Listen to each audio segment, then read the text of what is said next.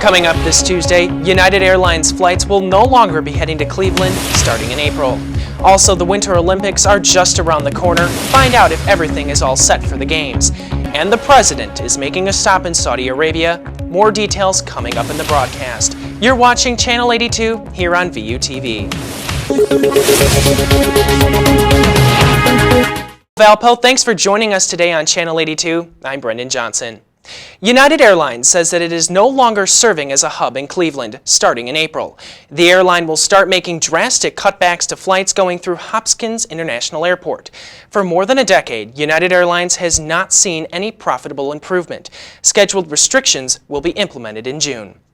The Winter Olympics start this Friday, and Russian officials are putting together the final touches. But not everything is ready. Olympic officials are aware of some issues, and they hope they will be resolved in the next couple of days. CNN's Amanda Davies takes us through some key numbers about the Games. Sochi in numbers. 6,000 athletes and team members from 85 countries will gather for 17 days of action. There will be 1,650 Paralympians from 45 countries.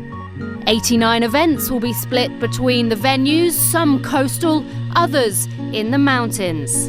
98 sets of medals will be awarded to successful athletes in 7 Olympic sports in 15 disciplines. 75,000 people can fit into the Olympic Park. 25,000 volunteers will be working at the Games. And all of this will be witnessed by an estimated television audience of 3 billion. President Obama made travel plans to Saudi Arabia next month to meet with King Abdullah. The president wants to further discuss the Middle East peace and common interests. Saudi Arabia and the United States are longtime allies, but lately the alliance has been shaken by the Obama administration's recent deal on Iran's nuclear weapons. Iran and Saudi Arabia have been longtime rivals. On Wednesday, the Broadway community will pay tribute to Philip Seymour Hoffman by dimming the lights at 7:45 for 1 minute. Hoffman was found dead in his New York apartment this past Sunday after a drug overdose. Hoffman was an Oscar winner and 3-time nominee. He leaves behind his wife and 3 children.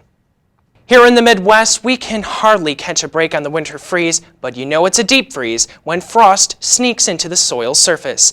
Eric Hansen explains more. This January will not go down as an Iowa favorite, a month plenty of normally hardy Iowans would swear was a bone chiller. Now there's proof. Behind the National Weather Service's office in Johnston, surrounded by high-tech sensors, you'll find something laughably simple. It's nothing but a simple piece of clear plastic tubing and a cork and a handle. That proves this January's frozen our state. This is the deepest any of us has ever seen the frost depth grow. Each mark on that water-filled tube is another inch below the surface. And as the temperatures grow colder, the freeze goes deeper into the earth. After the last 2 winters where only the top 8 or 10 inches of earth would freeze water, Rob DeRoy's shocked at what he's holding. We're at 27.5 inches right now for our ground frost depth. It's almost double or better than what we've had in the last 2 years. Why? Sure, it's been cold, but just as important, there's no snow blanket to insulate the ground.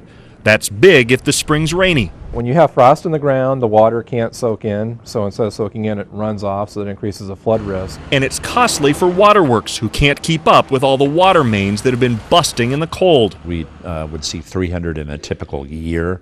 We've seen over 120 in the month of January alone. That's far and away a record for us, and one that has us pretty concerned, obviously. Some bugs won't survive, but most of the ones that bug us will.